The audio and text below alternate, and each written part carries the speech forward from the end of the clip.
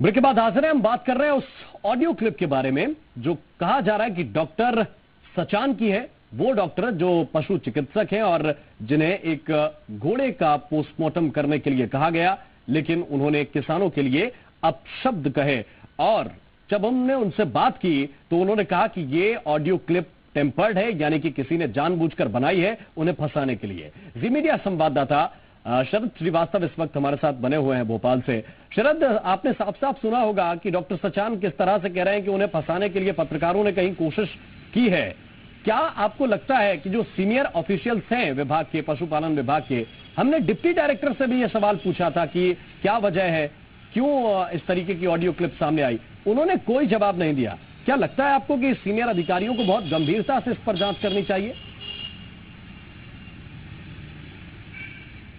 हाँ बिल्कुल, देखिए सीनियर अधिकारियों को गंभीरता से जांच करनी चाहिए और उन्होंने अभी जो जानकारी मिली है उसमें वरिष्ठ अधिकारियों की ओर से जो डॉक्टर साहब हैं उनसे स्पष्टीकरण मांगा भी गया है नोटिस जारी करते हुए।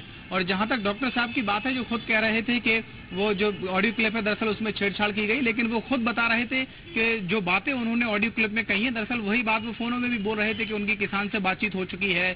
और एक पत्रकार का जब फोन किया तो खुद कह रहे थे कि चाहे पत्रकार फोन करे या कोई और फोन करे उन्हें फर्क नहीं पड़ता। तो इससे एक बात प्राथमिक तौर पर तो साफ होती है कि हाँ, वो बातचीत उन्होंने उस पत्रकार से की है और उनकी ही बातचीत है, भले ही वो उसके लिए जांच की बात कह रहे हो।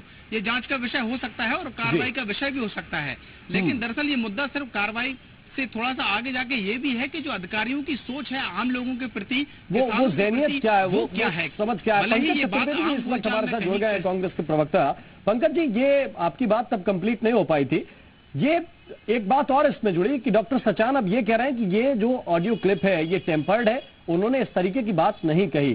क्या आपको लगता है कि एक ये आदत अधिकारियों की हो गई है कि पहले आप कह दीजिए और बाद में फिर जांच जब तक ना हो जाए तब तक के लिए आप ये कह दीजिए कि जो कहा गया या जो आप लोग सुन रहे हैं वो कूट रचित है? देखिए अवधेश, जो उनकी साउंड लैंग्वेज जो ऑडियो क्लिप मैंने सुनी है वो जो प्रसारित, तो उसमें तो लगता है कि ऑडियो क्लिप में पूरी टेम्परिंग नहीं है, क्योंकि जिस प्रकार से वो मीडिया के साथी से एक शब्द होता अकड़ रहे थे, जिस अकड़ से, जिस खसक से वो बात कर रहे थे, और उन्होंने कहा कि पत्रकार हो या प्रधानमंत्री हो किसी के ही फोन आए जी, और जब उन्होंने कहा कलेक्टर से शिकायत करिए, बोले कर दीजिए, कलेक्टर से शिकायत कर दीजिए, रिकॉर्ड कर लीजिए। तो ये अपने आप इस बात को स्थापित करता है कि शिवराज जी की सरकार के अधिकारी में कानून और आम आदमी के प्रति कोई सम्मान नहीं बचा। और मुझे ऐसा लगता है कि पूरी शिवराज सरकार की जो कार्यशैली उसका उदाहरण आज हमारे सामने, क्योंकि सरकार जो है शिवराज जी के मातहत के अधिकारी कर्मचारी काम करते हैं, नैतिक रूप से, राजनीतिक रूप से, प्रशासनिक रूप से शिवराज जी और मुख्यमंत्री जी इसके जिम्मेदार हैं।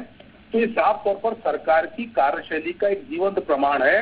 एक और मुख्यमंत्री दावा करते हैं वो किसान पुत्र है, दूसरे उनकी सरकार के वेटरनरी विभाग का एक अधिकारी घोड़े के पोस्टमार्टम के लिए किसान को की तुलना कुत्ते से करता है। मुझे लगता है कि इससे शर्मनाक नहीं है। और यदि मुख्यमंत्री जी किसान पुत्र होने का जो दावा और वादा करते हैं तो अभी सबसे पहले ये जो शायद सचान साहब उनका नाम सामने आया है, सच क्या झूठ आप बेहतर जानते हैं, उनको तत्काल प्रभाव से निलंबित करना चाहिए और कानूनी कार्रवाई भी की जानी चाहिए, क्योंकि जांच होगी, कार्रवाई होगी।